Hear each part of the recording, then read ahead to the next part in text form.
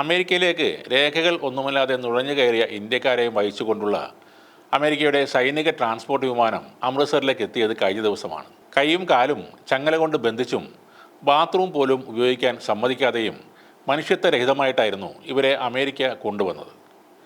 ഇതിനെതിരെ രാജ്യവ്യാപകമായി പ്രതിഷേധങ്ങൾ ഉയരുകയും ചെയ്തു.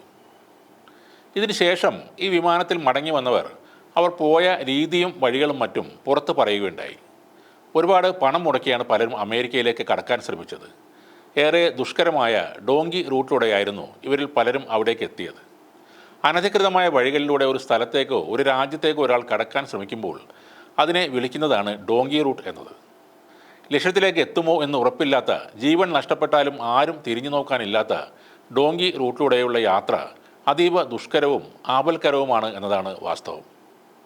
അമേരിക്കയിലേക്കുള്ള അനധികൃത കുടിയേറ്റങ്ങളിൽ ഭൂരിഭാഗവും നടക്കുന്നത് ഈ പറഞ്ഞ ഡോങ്കി റൂട്ടിലൂടെയാണ്. അമേരിക്കയിലേക്ക് കുടിയേറാൻ ആഗ്രഹമുള്ളവർ ഏജന്റുമാർ മധ്യ അമേരിക്കയിലെ Panama, Costa Rica, El Salvador, Guatemala തുടങ്ങിയ രാജ്യങ്ങളിലേക്ക് ആദ്യം എത്തിക്കും. ഈ രാജ്യങ്ങളിലേക്ക് വിസ ലഭിക്കാൻ എളുപ്പമാണ്. അതുകൊണ്ടാണ് ഈ വഴി അവർ തിരഞ്ഞെടുക്കുന്നത്. അതിനുശേഷം തുടർന്ന് മെക്സിക്കോയിലേക്ക് കടക്കുകയും അവിടെ നിന്ന് അമേരിക്കയിലേക്ക് കടക്കുകയുമാണ് സാധാരണ രീതി. അമേരിക്കയിലേക്ക് നേരിട്ട് വിമാനത്തിൽ പോകാൻ ഈ രാജ്യങ്ങളിൽ നിന്ന് എളുപ്പമല്ല. അനധികൃത കുടിയേറ്റക്കാർക്കായുള്ള പരിശോധന എയർപോർട്ടുകളിൽ വളരെ ശക്തമായിരിക്കും. അതുകൊണ്ടാണ് മെക്സിക്കോയിൽ എത്തി അനധികൃതമായി US കടക്കുക എന്ന രീതി കുടിയേറ്റക്കാർ എപ്പോഴും ശ്രമിച്ചുകൊണ്ടിരിക്കുന്നത്. എന്നാൽ ഈ യാത്രയിൽ മാഫിയ സംഘങ്ങൾ, കൊടും ക്രിമിനലുകൾ തുടങ്ങിയവരുടെ ഭീഷണികളും അക്രമങ്ങളും ഇവർക്ക് നേരിടേണ്ടി വരും. ഡോങ്കി റൂട്ടിലെ ഏറ്റവും ദുഷ്കരമായ കാര്യങ്ങളിലൊന്ന് ഡാരിയൻ ഗ്യാപ്പ് എന്നറിയപ്പെടുന്ന വനപ്രദേശം കടക്കുക എന്നതാണ്.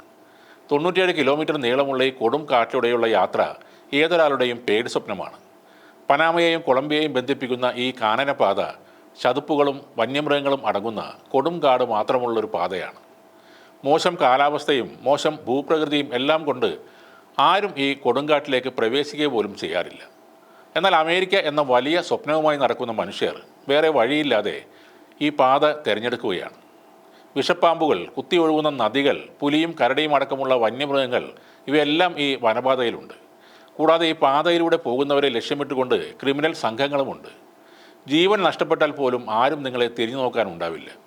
കഴിഞ്ഞ ദിവസം ഇന്ത്യയിലേക്ക് എത്തിയ ഒരു യുവാവ് ഇത്തരത്തിൽ മൃതദേഹങ്ങൾ അവിടെ കണ്ട അനുഭവവും പങ്കുവച്ചിരുന്നു. ഇങ്ങനെ അപകടം പതിയിരിക്കുന്ന റൂട്ടാണെങ്കിലും ഇതിലൂടെ അമേരിക്കയിൽ എത്താൻ ആഗ്രഹിക്കുന്നവർക്ക് ഒരു കുറവുമില്ല എന്നതാണ് യാഥാർത്ഥ്യം. 2023 5.5 ലക്ഷം ആളുകളാണ് ഈ വഴിയിൽ കൂടി അമേരിക്കയിൽ എത്തിയത്. 2024 3 ലക്ഷം പേരും ഇങ്ങനെ എത്തിയെന്ന് കണക്കുകൾ പറയുന്നു.